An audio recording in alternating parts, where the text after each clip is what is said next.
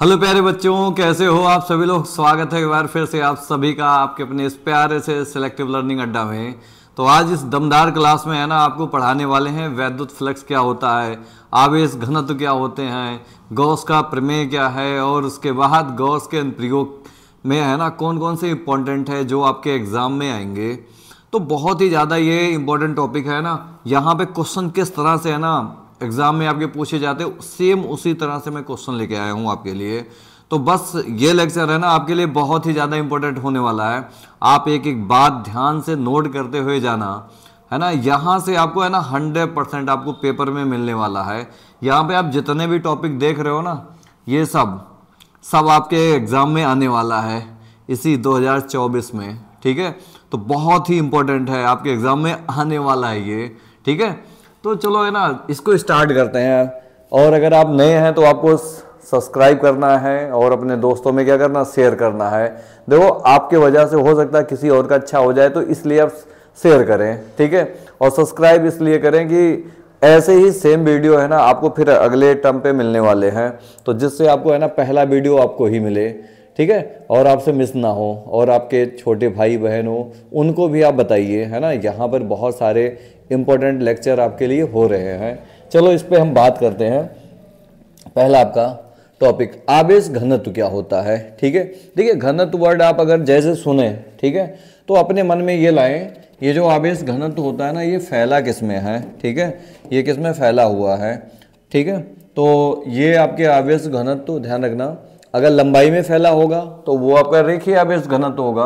पहली बात तो ध्यान रखना है, आवेश जो होता है ना आवेश घनत्व, ठीक है, एक टाइप का आवेश होता है, बस ये ध्यान रखना है एकांक में होता है, यूनिट में होती है। अब वो एकांक यूनिट क्या होता है, वो हो सकता है लंबाई से रिलेटेड हो सकता है वो किससे रिलेटेड हो, क्षेत्रफल से रिलेटेड हो सकता है वो किससे रिलेटेड हो, आयतन से रिलेटेड हो। तो जब लंबाई से रिलेटेड होगा, जब लंबाई से रिलेटेड होगा तो कौन सा घनत्व होगा, रेखीय आवेश घनत्व होगा। ठीक है, अच्छा जी, रेखीय आवेश घनत्व होगा। इसको हम डिनोट करते हैं लैम्डा से। तो ध्यान रखना, आवेश जिसमें फैला होगा उसी से डिवाइड कर देंगे। अगर आपका आवेश किसी एक रेखा में फैला हुआ है, मान लीजिए L लंबाई में फैला है, तो आप L से डिवाइड करेंगे। ठीक है, इसका जो मात्रक होगा, मात्रक आवेश का मात्रक क्या होता है, कूलाम, और लंबाई का मात्रक क्या होगा, मीटर, कूलाम पर मीटर। ठीक है, अब आप कहेंगे सर डिफाइन कैसे करना है, तो आप ये बोल देना एकांक लंबाई में उपस्थित आवेश के मात्रा को क्या कहते हैं, रेखीय आवेश घनत्व कहते हैं। इसे लैम्डा से प्रदर्शित किया जाता है। ठीक है, इसका मात्रक जो होगा C अपॉन क्या होता है, M का मतलब मीटर, C का मतलब क्या होगा, कूलाम। अगर आपसे पूछा जाए ना क्षेत्रफलीय आवेश या पृष्ठीय आवेश, ठीक है, कौन सा आवेश, हाँ पृष्ठीय या क्षेत्रफलीय लिख लो, क्षेत्रफलीय। ठीक है, क्षेत्रफलीय इसलिए लिख रहा हूं जिससे आपको ध्यान रहे, क्षेत्रफलीय, अरे क्षेत्रफलीय,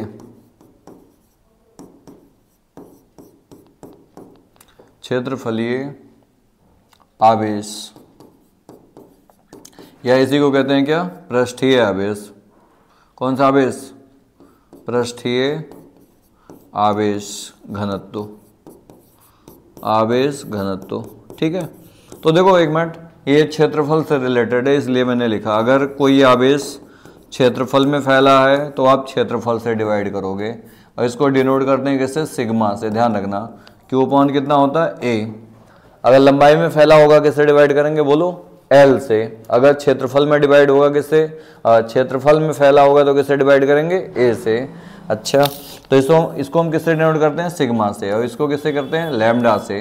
इसका जो मात्रक होगा, ठीक है, आवेश का मात्रक क्या होता है, कूलाम, और इसका मात्रक क्या होगा, मीटर स्क्वायर। मीटर क्या होगा, स्क्वायर होगा। यहां तक बात समझ में आएगी ना। अगला आपका आता है ना आयतन, आयतन घनत्व। ठीक है, आयतन घनत्व, मान लीजिए आयतन घनत्व को हम किससे डिनोट कर रहे हैं, रो से। ये मान लो कोई एक आयतन है, तो उसमें है ना आपके आवेश कुछ फैले हुए हैं, क्यू आवेश, जो आपका क्यू आवेश है फैला हुआ, प्लस का ले सकते हो या माइनस का ले सकते हो, आपकी इच्छा है। ठीक है, क्यू आवेश फैला है, तो ये रो इक्वल टू जो होगा Q अपॉन कितना, आयतन से डिवाइड कर देंगे। इसका जो मात्रक आएगा, मात्रक, ठीक है, इसका क्या मात्रक होगा, आवेश का मात्रक क्या होता है, कूलाम, ठीक है, और प्रति क्या होगा, मीटर क्यूब। देखो जैसे मैं समझा रहा हूँ ना, सेम ऐसे आपको याद हो जाना चाहिए। लंबाई में फैला होगा, बोलो किससे डिवाइड करेंगे, एल से। आवेश में अगर क्षेत्रफल में डिवाइड होगा तो, अगर क्षेत्रफल में फैला होगा तो क्षेत्रफल से क्या करेंगे, डिवाइड। अगर आयतन में फैला होगा तो हम आयतन से क्या करने वाले भाई, डिवाइड करने वाले हैं। अब इसके बाद हम है ना, ये बात तो समझ गए। अब इसके बाद कहानी क्या है, आवेश होता है उससे बल रेखाएं निकलती हैं। आवेश क्या होता है, आवेश से बल रेखाएं निकलती हैं। लेकिन ऐसे कुछ बल रेखाओं को पकड़ा जाए जो किसी क्षेत्रफल से लिंकेज हो, जो किसी क्षेत्रफल से क्या हो, लिंकेज हो, ऐसे पास कर रहा हो। भाई ऐसे बल रेखाएं गई, इस क्षेत्रफल से पास नहीं हुआ, ऐसे गई तब भी नहीं हुआ, लेकिन ऐसे गई, देखो लिंकेज हुआ ना।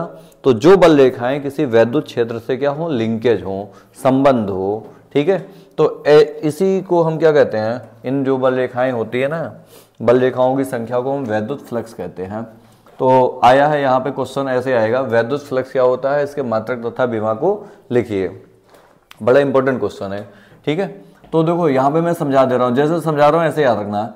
वैद्युत फ्लक्स क्या होता है, बल रेखाओं की संख्या होती है, क्या होती है, बल रेखाओं की क्या होती है, रेखाओं की क्या होती है, संख्या। जैसे मैं समझा रहा हूँ ना, ऐसे याद रखना है, ठीक है।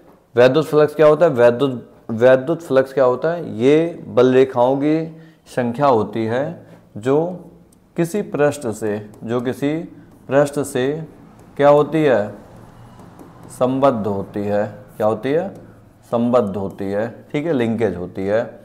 तो वह बल रेखाएं जो किसी पृष्ठ से, वह बल रेखाएं जो किसी पृष्ठ से क्या होती हैं, संबद्ध होती है, ठीक है। वह बल रेखाओं की संख्या जो किसी पृष्ठ से क्या होती है, संबद्ध होती है, उसी को हम क्या कहते हैं, वैद्युत फ्लक्स कहते हैं। उसी को हम क्या कहते हैं, वैद्युत फ्लक्स कहते हैं, ठीक है।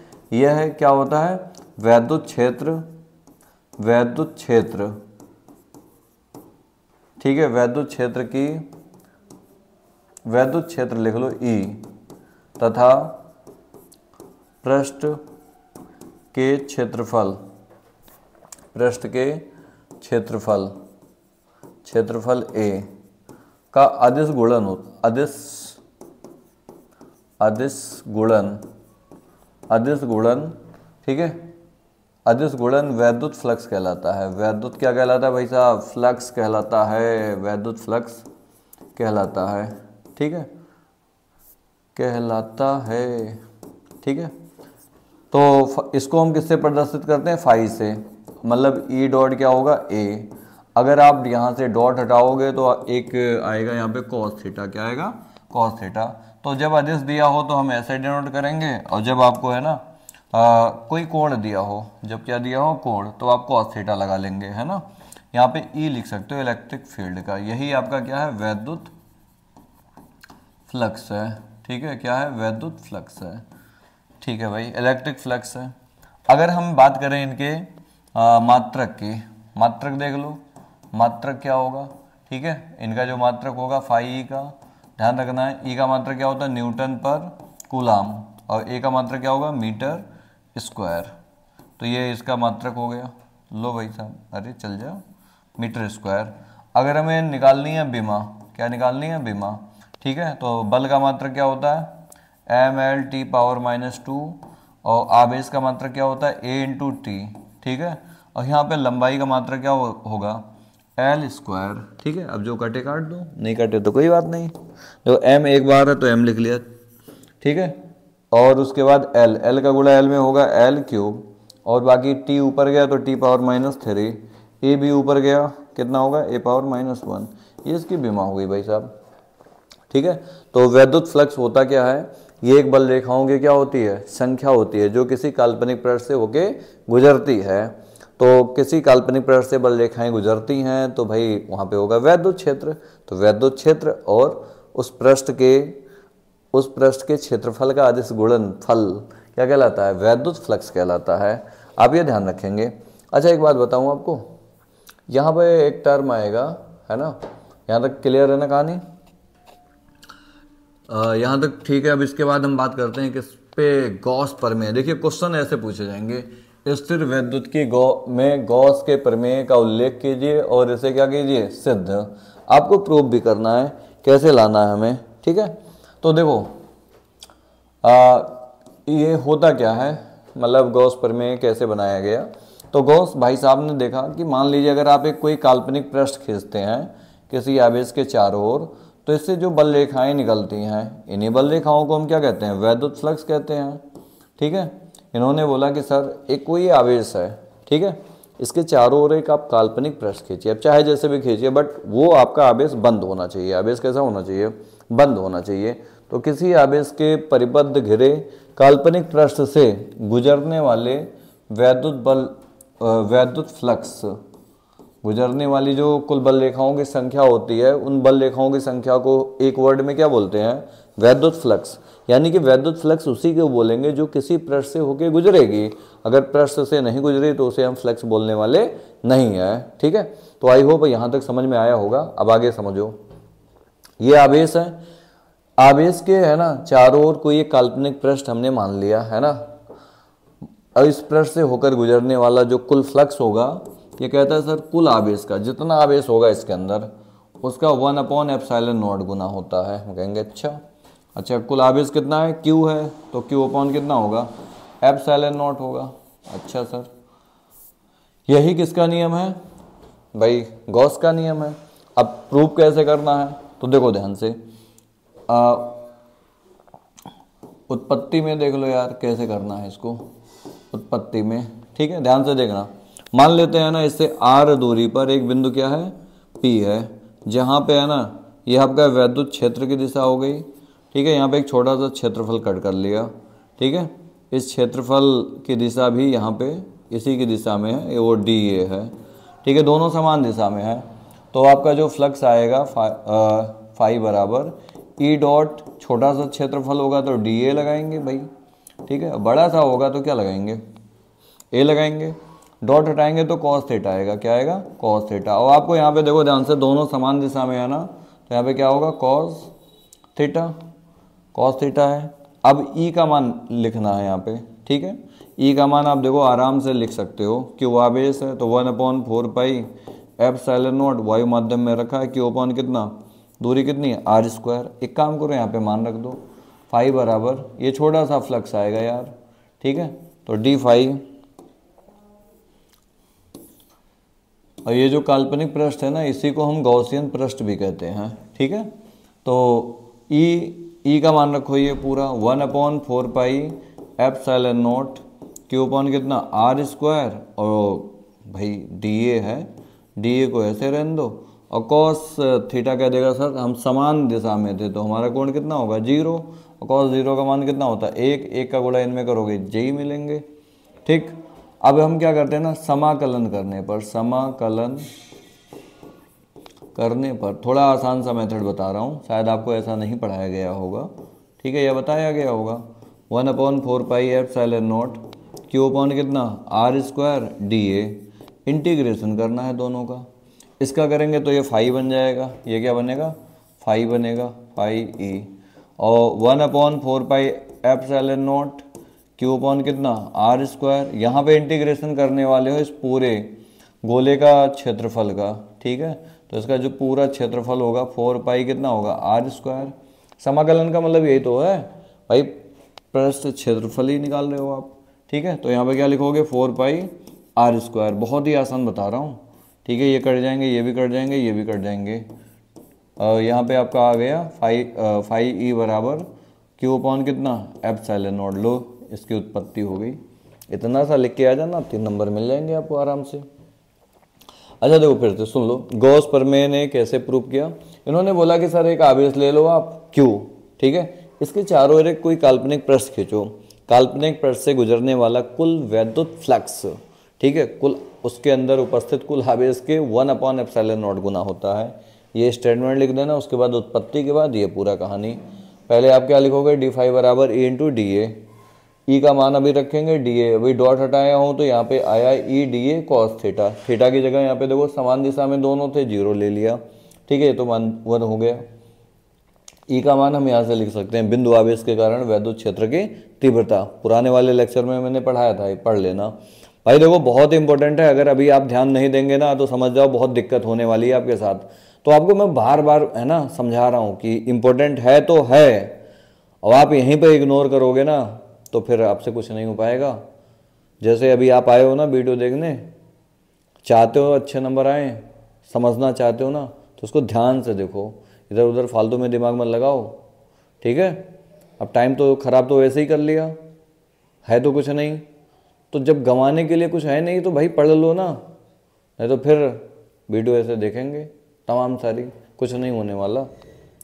तो थोड़ा ध्यान से, ई का मान यहाँ पे रखेंगे और डी ए का मान ये। अब हम क्या करेंगे, समाकलन करने पर ये फ्लक्स छोटा सा है, क्षेत्रफल भी छोटा सा है, इंटीग्रेशन करेंगे तो बड़े की तरफ बढ़ेंगे, तो वही d5 बदल जाएगा ई में, बाकी ये एज इट इज रहने वाला, इसमें नो चेंज।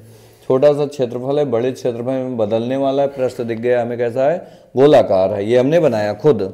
आप चाहते तो ऐसे घनाकार भी बना सकते थे, है ना, तो वो अपने ऊपर डिपेंड होता है। 4πr², तो ये हमारा हो गया भाई 4πr² यहाँ रखेंगे, कट जाएंगे, जो बचेंगे वही आंसर आ गया, यही उत्पत्ति है। अब हम इनका यूज करेंगे, यूज करना है, और इससे हमें क्या निकालना होता है, वैद्युत क्षेत्र की तीव्रता। अभी आप पुराने वाले लेक्चर में देखे हैं ना, जब बिंदु आवेश के कारण निकालते हैं इलेक्ट्रिक फील्ड तो कोई दिक्कत नहीं है, लेकिन जब है ना 4 आवेश हो जाएं, 10 हो जाएं, 20 हो जाएं, अनंत हो जाएं, तब उसके लिए एक एक के लिए निकालें, फिर उसके बाद सदिश नियम लगाएं। सोचो कितना बड़ा हो जाएगा, पेज भरते जाओ, कुछ होने वाला है नहीं।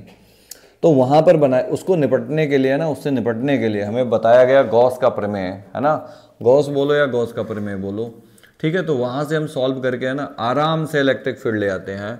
तो लेकिन कुछ बातें हमारी ध्यान रखना, जैसे सबसे पहले ध्यान रखना हम निकालते हैं आवेश घनत्व। देखो आपको मैं वो चीज़ सिखा रहा हूँ कि जिससे आप डेरिवेशन करते समय आपको पॉइंट याद रहे। सबसे पहले क्या निकालते हैं, आवेश घनत्व निकालते हैं, फिर उसके बाद हम क्या करते हैं, काल्पनिक पृष्ठ खींचते हैं, काल्पनिक क्या खींचते हैं, पृष्ठ। फिर हम निकालते हैं फ्लक्स, क्या निकालते हैं, फ्लक्स निकालते हैं, वैद्युत फ्लक्स, ठीक है, वैद्युत वाला, ये ध्यान रखना। फिर उसके बाद हम क्या करते हैं, किंतु परंतु लगाते हैं, किंतु परंतु, किंतु लगाओगे या तो परंतु लगाओगे, ठीक है, किंतु परंतु लेकिन भी लिख सकते हो, और क्या, किंतु परंतु लेकिन। सुनो बंधु, उसके बाद हमें लगाना है गॉस का प्रमेय, ठीक है, गॉस का प्रमेय, ठीक है। इसी पूरे स्टेप में मैं सारे डेरिवेशन करके दिखा दूंगा। गॉस का प्रमेय, फाई बराबर क्या होता है, Q/ε0, ठीक है। यहाँ पे Q का मान रखेंगे, यहाँ पे फाई, उसके बाद सॉल्व करेंगे, उसके बाद हमें क्या मिलेगा, आंसर। पढ़ लो कहीं से, समझ में आएगा यहीं से, ध्यान रखना, ठीक है।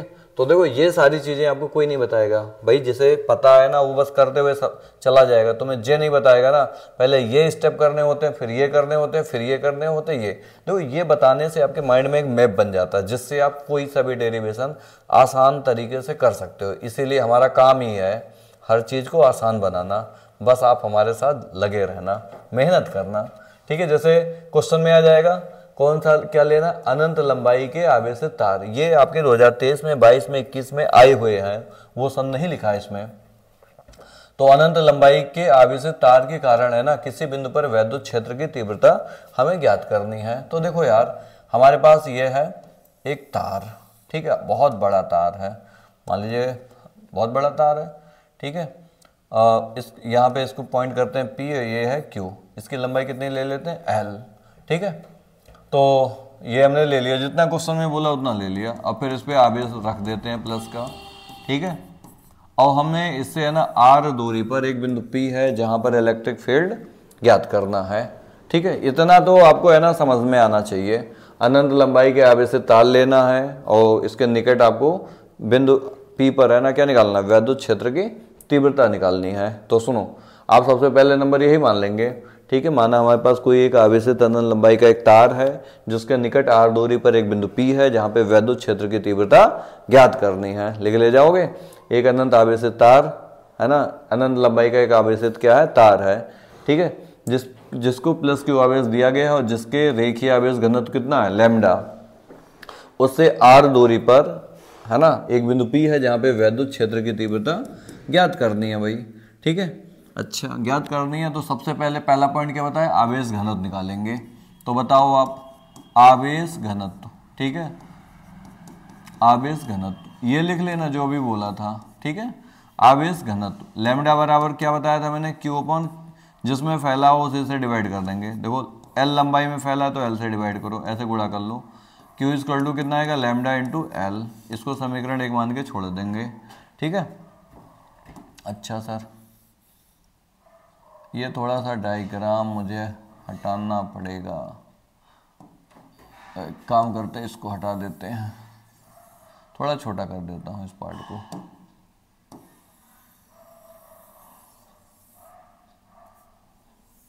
यहाँ पे देखो, अब हम क्या करेंगे ना, ये काम तो हो गया, आवेश घनत्व तो हमने निकाल लिया जो करना था। अब क्या करना, काल्पनिक पृष्ठ बनाना है। देखो ऐसे पृष्ठ बनाना होता है जो है ना बल रेखाओं के है ना या तो लंबवत हो या तो समान दिशा में हो, यही दो काम करते हैं। अगर आप घन बनाओगे तो वहाँ पे कोण मिल जाएंगे, कोण को सॉल्व करना थोड़ा कठिन होता है, बहुत ही कठिन होता है, इसलिए हम यहाँ पे कैसा पृष्ठ बनाते हैं, बेलनाकार पृष्ठ बनाते हैं, ठीक है। इस बेलनाकार पृष्ठ में आप देखेंगे तो इस वाले पृष्ठ पर, ठीक है, ये 3 पृष्ठ हैं, एक S1 पृष्ठ है, ये S2 पृष्ठ है और ये कौन सा पृष्ठ है, S3। तो S3 पर देखो है ना, इसका क्षेत्र की दिशा इधर है और इलेक्ट्रिक फील्ड भाई प्लस के चार्ज हैं तो इनकी भी दिशा इधर ही है, ठीक है, मतलब दोनों समान दिशा में। यहाँ पे इलेक्ट्रिक फील्ड इधर है और इसका जो क्षेत्रफल है DA इधर है, कितने कोण पर है, 90। और इन पे अगर हम देखें बात करें, ठीक है, तो इलेक्ट्रिक फील्ड तो इधर है और आपका जो DA है नीचे की तरफ है, तो यहाँ पे भी कोण कितना बन रहा है, 90 बन रहा है भाई। अच्छा सर, तो अब हमें क्या करना है, काल्पनिक पृष्ठ काम कर लिया, ठीक है, ये कर लिया, ये कर लिया। अब क्या निकालना है, फ्लक्स निकालना है, ठीक है। तो काल्पनिक, थोड़ा सही से लिख दूं, काल्पनिक पृष्ठ, काल्पनिक पृष्ठ द्वारा घिरा कुल फ्लक्स, कितना फ्लक्स होगा भाई साहब, बोलो ना, कितना फ्लक्स होगा, 5 टोटल। दो 3 पृष्ठ हैं तो 3 फ्लक्स होंगे, 5(1) प्लस 5(2) प्लस 5(3). अब छोटे छोटे पृष्ठ हर जगह बना लेते हैं। देखो 5 बराबर इंटीग्रल, अब मैं बता दूं जब भी किसी पृष्ठ का हमें फ्लक्स निकालना होता है तो E.dA करते हैं, ठीक है। तो ये किसी पृष्ठ के लिए वैलिड है, छोटा सा क्षेत्रफल लेके चलते हैं, तो वही काम हम यहाँ पे करेंगे। E.dA ये कौन से पृष्ठ के लिए, मान लीजिए S1 के लिए, तो यहाँ S1 लिख दो। अब हम ऐसे बात करेंगे S2 के लिए, तो आप फिर लिखोगे वही सेम E.dA, यहाँ पे क्या लिखोगे, S2 प्लस यहाँ पे इंटीग्रेशन कितना आएगा, S3 E. कितना DA J है। अब हम क्या करते हैं ना, डॉट हटाएंगे, क्या करेंगे, डॉट हटाएंगे भाई साहब, ठीक है, डॉट हटाते हैं। और डॉट हटाने के बाद दिशा देखते जाओ आप खाली, S1 में है ना दिशा कितने कोण पर है, 90, तो ये S1 integral S1 E.dA cos कितना होगा, अरे बोलो ना, 90 होगा, प्लस ऐसे यहाँ पे S2 के लिए E.dA कॉस कितना, बोलो 90, अरे देखो ना यहाँ पर भी तो 90 है, प्लस इसके बाद क्या करना है, अरे जी मिट नहीं रहा है, अब मिटेगा। तो देखो पहले नंबर हमने क्या किया, लैम्डा निकाल लिया, फिर काल्पनिक पृष्ठ द्वारा घिरा कुल फ्लक्स निकाला। कितने यहाँ पे हैं पृष्ठ, 3, तो 5(1), 5(2) और 5(3), ये 3 हमारे फ्लक्स हो गए। अब हम क्या करते हैं ना, इनको हटा करके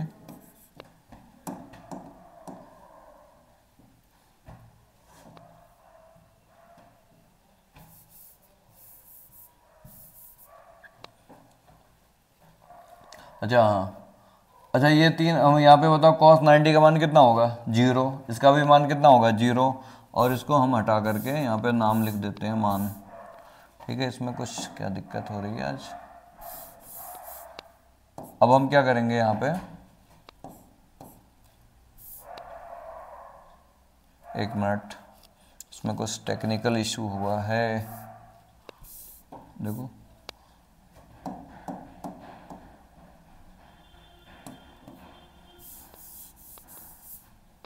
प्लस, एक मिनट रुक जाता हूँ थोड़ा सा, प्लस इंटीग्रल S3, और S3 में देखो दिशा समान दिशा में है ना, तो ई डी ए कॉस क्या लिखेंगे 0। बस यहीं तक कहानी था। इसका मान 0 होता है, इसका भी मान क्या होगा 0, और इसका मान तो 1 होता है। ठीक है, तो ये सारे स्टेप 0 हो गए। तो जो आपके पास फ्लक्स आएगा, जो आपके पास क्या आएगा फ्लक्स, ठीक है, इसको और थोड़ा सा हल्का सा छोटा करते हैं, ठीक है, जो आपको पूरा प्रॉपर दिखे। यार ये आज क्या हो रहा है, देखो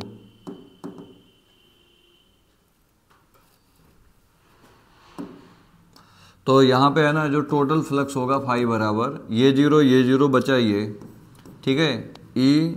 अब इंटीग्रेशन हम किसका करेंगे, डी ए का करेंगे, S3 इंटू डी ए। अब ध्यान से देखो S3 क्या है, यहाँ पे ये कहीं ना कहीं है ना, जैसे ये बेलन है तो ये वाला वक्र पृष्ठ है, समझ में आया कि नहीं आया। तो एक वक्र पृष्ठ का जो क्षेत्रफल होता है, ठीक है, आप बता सकते हैं यहाँ पे फाई बराबर ई, एक पूरे वक्र पृष्ठ का जो क्षेत्रफल होगा S3 का, याद है कि नहीं याद है, 2 पाई आर एल होता है। ये उठा के मान रखेंगे यहाँ पे, 2 पाई आर इंटू कितना एल, ये आपके पास आ गया। अब आप क्या करेंगे, देखो यहाँ तक हमने निकाल लिया, कुल फ्लक्स आ गया। इसीलिए मैंने बोला था कि छोटे छोटे स्टेप में आप ब्रेक कर लो, नहीं तो फिर भूल जाओगे।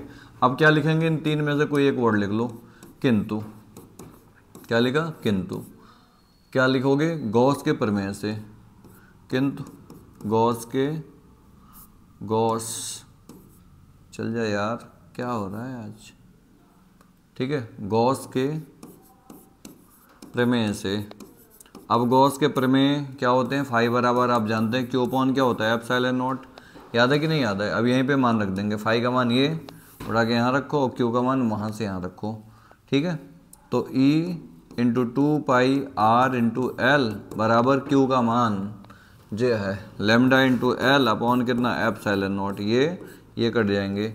ई का मान कितना आएगा भाई, इनको डिवाइड करो, और कोई दूसरा चारा नहीं है अपने पास, ठीक है। तो एक काम करो, इन सबको है ना इधर नीचे भेज देते हैं, ठीक है, हाँ।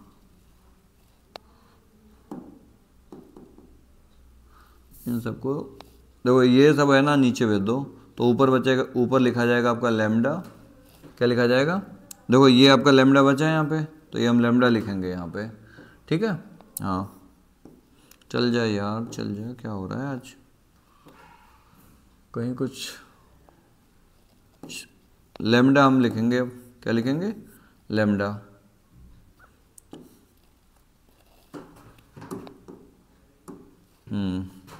लेमडा अपॉन ये 2 पाई आपका नीचे आ जाएगा, 2 pi r into epsilon not.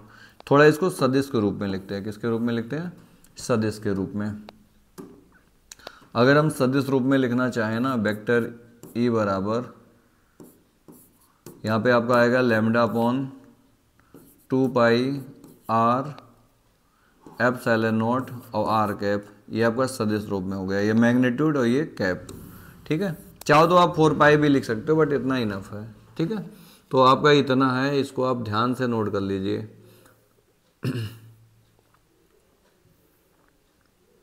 जो ये थोड़ा आज सही काम नहीं कर रहा है, पता नहीं कुछ इशू है इसमें, तो बैठा है लग रहा है।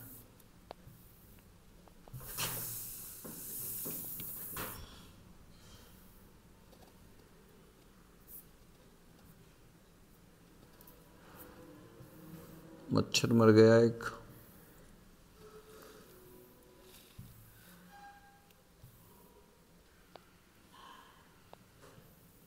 आज ये कुछ हैंग कर रहा है, क्या हो रहा है।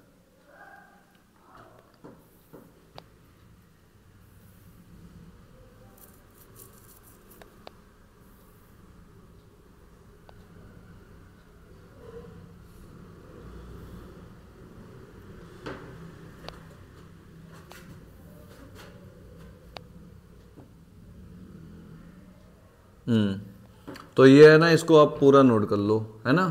तो ये आपके पास रहा, पहले आपको क्या निकालना है, क्यू, फिर उसके बाद आपको क्या करना है, काल्पनिक पृष्ठ बनाना है बेलनाकार, फिर टोटल फ्लक्स निकाल लेना है। 3 पृष्ठ हैं तो 3 फ्लक्स आएंगे, फिर हम पूरा फ्लक्स निकाल लेते हैं। ई इंटू कितना आता है 2πRL, फिर याद करते हैं किसको, केंद्र परंतु लेकिन में से किसी एक को, फिर गॉस प्रमेय, फिर फाई बराबर क्यू अपॉन एप्सिलॉन नॉट। ठीक है, क्यू का मान और फाई का मान रख करके ई का मान हम सॉल्व कर लेंगे। तो यहाँ पे अगर देखा जाए तो ई जो है ना वो डिपेंड किस पे कर रहा है, ई जो है ना वो आर पे डिपेंड कर रहा है, यानी कि दूरी जैसे जैसे बढ़ेगी वैसे वैसे है ना मान आपका घटता जाएगा। अब अगला क्वेश्चन देखते हैं। एक खोखले बेलन के भीतर क्यू आवेश स्थित है, यदि बेलन के वक्रीय पृष्ठ से फाई वोल्ट मीटर फ्लक्स संबंधित हो तो बेलन किसी एक समतल पृष्ठ से कितना वैद्युत फ्लक्स गुजरेगी। ठीक है, तो यहाँ पे फाई है, ये कह रहा है एक बेलन है अपने पास, एक क्या है बेलन, तो इस बेलन से है ना, मान लो ये बेलन है और क्या क्या दिक्कत है, तो बेलन है, इसके एक समतल पृष्ठ का है ना हमें फ्लक्स दे रखा फाई, क्या दे रखा है फाई, एक मिनट, कौन सा वाला दे रखा, वक्रीय पृष्ठ, वक्रीय पृष्ठ का दिया है फ्लक्स, इसका दिया फाई। ठीक है, तो हमें समतल का निकालना है। मान लो इसका फाई 1 है, इसका भी कितना होगा फाई 1 होगा। यहाँ पे कोई आवेश रखा है क्यू इसके अंदर, तो भाई तीनों फ्लक्स को ऐड करके फाई 1 फाई 2, देखो इसका भी फाई 1 है, इसका भी फाई 1 है, तो इनको पहले लिख लो फाई 1 प्लस फाई बराबर क्या होगा गॉस प्रमेय के अकॉर्डिंग, क्यू अपॉन कितना है एप्सिलॉन नॉट। हमें फाई 1 चाहिए तो 2 फाई 1 बराबर इसको इधर भेज दो, Q upon epsilon not, Q upon क्या होगा एप्सिलॉन नॉट, और इस ये फाई आपका नीचे इधर आ गया इस साइड में। ठीक है, फाई आपको फाई 1 चाहिए तो फिर 2 से बोल दो भाई इधर आ जाओ तुम, Q upon epsilon naught minus phi, और ये 1 अपॉन डिवाइड में हो जाएंगे, ये आपका आंसर है। तो ये क्वेश्चन था एक छोटा सा, इसको आप ध्यान रखिए। अब एक आपका है ना इसमें एक डेरिवेशन आता है कि हमारे पास एक समतल अचालक प्लेट होता, ठीक है, उसके कारण वैद्युत क्षेत्र की अगर हमें तीव्रता निकालनी होती, ठीक है, तो वो कैसे करेंगे। जैसे यहाँ पे देखो हमारे पास क्वेश्चन है इसके, ठीक है, इसमें क्वेश्चन होना चाहिए एक, ये है क्वेश्चन, और एक क्वेश्चन ये तो आपको करा दिया, चलो मैं बता दे रहा हूँ, ये लिख लेना है ना, अनंत आवेशित अचालक प्लेट के कारण वैद्युत क्षेत्र की तीव्रता।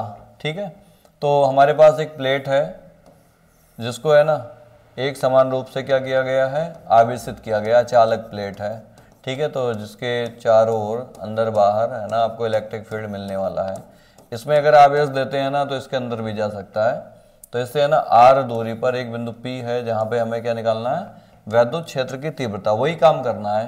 पहले नंबर तो आप इनका मान लीजिए पृष्ठीय आवेश घनत्व कितना होगा सिग्मा, तो आवेश निकालोगे कुल, पॉइंट याद है ना, चलो बताओ फटाफट, पहले क्या करेंगे आवेश निकालेंगे, आवेश घनत्व निकालेंगे। आवेश घनत्व का फॉर्मूला क्या होगा, sigma equal to Q upon कितना ए, ऐसे गुणा कर दो तो आपके पास आ जाएगा ये Q equal to sigma into कितना ए, इसको समीकरण एक बना के छोड़ दो। अब क्या करना है, काल्पनिक पृष्ठ खींचना है, ऐसे खींच लो ना, क्या दिक्कत है यहाँ पे, और इसके पीछे की तरफ उतने ही दूरी पर, ठीक है, एक हमारे पास पी डैश है, यहाँ पर भी इसकी दिशा इधर होगी क्षेत्रफल की ए की, यहाँ पे क्षेत्रफल की दिशा इधर है ए का, इस पे अगर आप देखेंगे तो ए का दिशा है ना ऊपर की ओर है, इलेक्ट्रिक फील्ड तो इधर ही होगा, यहाँ पे इलेक्ट्रिक फील्ड और यहाँ पे इलेक्ट्रिक फील्ड दोनों सेम दिशा में है। तो कितने पृष्ठ बने, 3, ठीक है, कितने पृष्ठ बने 3। तो अगर आप कुल फ्लक्स निकालते हो, कुल फ्लक्स, ठीक है, कुल फ्लक्स कितना होगा भाई, फाई बराबर phi 1 plus phi 2 plus phi 3, ठीक है। तो फाई बराबर फाई 1 का मान कितना, अरे बोलो ना, फाई 1 आप कहेंगे sir integral he dot D A आपने पढ़ाया था, और डॉट हटाएंगे तो फिर कॉस थीटा आएगा, बिल्कुल आएगा। ये कौन से क्षेत्रफल के लिए बात हो रहा है, मान लीजिए ये S1 है, ये S2 है, और ये क्या है आपका S3 है। थोड़ा सा कलर में परिवर्तन करते हैं, ये S1 है, ये S2 है, और ये आपका क्या है S3 है, ठीक है जनाब। तो ई डॉट डी ए, अब ये आपका S1 हो गया, ये S2 ले लो, E dot D A plus S3 E dot D A. चलो अब डॉट हटाओ और कॉस लगाओ, ठीक है। डॉट हटाते हैं तो कॉस लगता है, ठीक है। तो यहाँ पे आपका हटेगा इंटीग्रल S1 के लिए बात कर रहे हैं, ई डी ए कॉस, दोनों सेम दिशा में तो जीरो लेंगे। यहाँ पर भी आपका क्या होगा, S2 E D A cos zero. आप कहेंगे सर ऐसा कैसे, तो इसके लिए भी दिशा ए और ई की दिशा समान दिशा में है तो जीरो, यहाँ पर भी समान दिशा में है तो क्या हुआ जीरो। S1 ये हो गया, S2 ये हो गया, ठीक है, दोनों सेम ही है। यहाँ पे 90 डिग्री बन रहा है, बना कि नहीं बना यहाँ पे, तो आपका जो आएगा S3 E D A cos कितना होगा 90, ठीक है। इसका मान तो हो जाएगा जीरो, इसका मान 1, इसका भी मान कितना 1, बचेंगे ये दोनों, ठीक है। अब बचने के बाद आप क्या करेंगे सर, फाई बराबर यहाँ से है ना ई इंटीग्रेशन किसका करेंगे, डी ए S1, यहाँ पर भी आपका प्लस होगा, प्लस ई है ना, यहाँ पे क्या आएगा S2 डी ए, ये वाला पार्ट डी ए। अब आप साइड में बोल देंगे सर ऐसा है, इंटीग्रेशन S1 डी ए हो चाहे आपका इंटीग्रेशन S2 डी ए हो, इनका मान जो है ना वो है ना ए के क्या होता है, बराबर होता है। ए के क्या होता है, बराबर होता है। अगर ए के बराबर है ना तो एक काम करो, आप एक काम करो, इनको है ना किसके बराबर लिख लेते हैं, ए के। तो आपका ई ए प्लस ई ए आया और दोनों ऐड हो जाएंगे, फाई बराबर कितना 2EA। और आपको याद है जब आपके पास फ्लक्स आ जाए तो क्या लिखते हैं, किंतु परंतु लेकिन, ठीक है, उनमें से कोई एक वर्ड क्या लिखेंगे, किंतु गॉस प्रमेय से। तो आपका फाई बराबर क्या होता है, क्यू अपॉन एप्सिलॉन नॉट। ई का मान रखो यहाँ पे, अरे रखो ना, फाई का मान रखो, फाई का मान कितना होगा, वो आया 2EA बराबर क्यू का मान कितना था, सिग्मा इंटू कितना, अरे बोलो ना, ए था, देखो वहाँ सामने है, जे है जे, ठीक है, अपॉन कितना एप्सिलॉन नॉट। ए से ए कट गया, ई बराबर कितना आया, सिग्मा अपॉन 2 एप्सिलॉन नॉट। इसका मतलब अचालक चालक के निकट है ना वैद्युत क्षेत्र की तीव्रता हर जगह समान मिलेगी, चाहे आप दूर जाओ चाहे पास में आओ, हर जगह कैसे मिलने वाली है, समान, ठीक है, क्योंकि ये दूरी पर डिपेंड ही नहीं करती, ये तो कांस्टेंट मिला, क्या मिला, कांस्टेंट मिला, ठीक है। हाँ, तो देखो ये बड़ा इंपॉर्टेंट है, ये अचालक के लिए है, किसके लिए, अचालक आवेशित प्लेट के निकट वैद्युत क्षेत्र की तीव्रता, ये आपकी हेडिंग है। तो ये हो गया। अब चालक के लिए निकालना है, मान लीजिए हमारे पास कोई एक चालक प्लेट है, ठीक है, चालक प्लेट के निकट वैद्युत क्षेत्र की तीव्रता, वैद्युत क्षेत्र की तीव्रता, ठीक है। तो कोई दिक्कत नहीं है, मान लीजिए आपके पास ये चालक एक प्लेट है, तो जब आवेश देंगे ना तो दोनों पे आवेश है ना अलग अलग, दो ये पृष्ठ पे आ जाते हैं, अंदर नहीं होते हैं, तो इसलिए ना इनकी तीव्रता जो होगी ना डबल हो जाएगी। एक तो ये पृष्ठ P है, ये आपका Q है, P के वजह से यहाँ इलेक्ट्रिक फील्ड आएगा EPA। मान लो यहाँ पे निकालना है, पॉजिटिव का चार्ज रखोगे 1 कूलम, तो ये इसको भी फील करेगा, ये इसको भी फील करेगा, दोनों एक दिशा में लगेंगे, किधर लगेंगे, एक दिशा में, ठीक है। इलेक्ट्रिक फील्ड अगर Q के वजह से देखें तो सेम दिशा में आएंगे। तो इलेक्ट्रिक फील्ड आपका चाहे इस पृष्ठ से अगर निकालना हो P से, इससे चाहे निकालूं चाहे इससे, ठीक है, जो आया था यहाँ पे वही आएगा, सिग्मा अपॉन कितना 2 एप्सिलॉन नॉट, EQ का मान अगर निकालें सिग्मा अपॉन 2 एप्सिलॉन नॉट, दोनों समान दिशा में है, तो इनका जो E नेट होगा आप ऐड कर देंगे, sigma upon 2 epsilon not plus sigma upon कितना 2 एप्सिलॉन नॉट, है ना। आप कहेंगे सर ऐड क्यों किए, देखो ऐसा है कि दोनों यहाँ पर है ना सेम दिशा में है, ये भी इसको प्रतिकर्षित करेगा, ये भी इसको प्रतिकर्षित करेंगे, पर जब प्रतिकर्षित करेंगे ना तो दोनों को हम ऐड कर लेंगे, तो 2 सिग्मा अपॉन 2 एप्सिलॉन नॉट, ये और ये कट जाएंगे, ई नेट आ गया। और आपके पास ई नेट जो होगा वो किसके बराबर होगा, सिग्मा अपॉन एप्सिलॉन नॉट के बराबर होगा, ठीक है। अगर यही प्लेटें रख दी जाएँ तो फिर हम दिशाओं को देख करके फिर निकाल सकते हैं चालक के कारण, ठीक है। हाँ, तो क्वेश्चन बन सकते हैं, तो आप इनको थोड़ा ट्राई करिए, नहीं आए तो आप कमेंट बॉक्स में बताएं, आपके लिए वीडियो है ना तुरंत आ जाएगा। तो आशा करता हूँ आपने अच्छे से नोट किया है, समझा है। अगर थोड़ा सा कहीं कोई कमी है, ठीक है, तो आप एक बार दोबारा है ना वीडियो को देखें, बहुत ही शानदार तरीके से आपको समझाया गया। इसमें जितने भी हेडिंग हमने डिस्कस किए हैं सारे ही आपके एग्ज़ाम के लिए इम्पोर्टेंट है। अगर आपने गलती से थोड़ा रेस में या भगा भगा के देखा है, ठीक है, तो आपको समझ में नहीं आएगा, आप बंद कर दो, मत देखो, ठीक है। जो आपको याद है सो लिखाना, नहीं तो फिर अगले साल।